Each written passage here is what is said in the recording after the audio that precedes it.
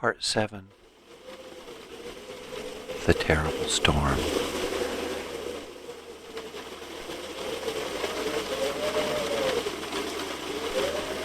Rivers swelled and torrents poured through the neighborhoods. The streets were inundated by a sudden flood in the night. The corrugated walls, tables, and chairs were all carried away, and everybody fled.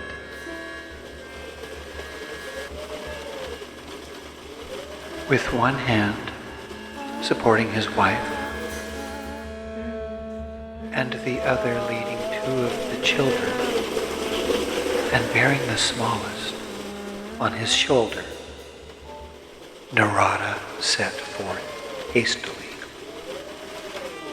forging ahead through the pitch darkness, and lashed by the rain. He waded through slippery mud, staggered through whirling waters. The burden was more than he could manage, and the current heavily dragging at his feet. Once, when he stumbled, the child slipped from his shoulders and disappeared into the roaring night.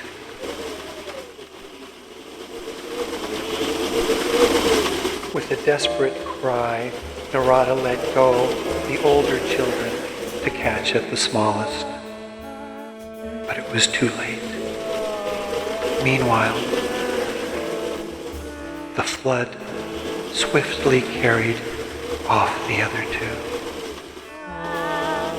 And even before he could realize the disaster, ripped from his side, his wife swept his own feet from under him and flung him headlong into the torrent like a log.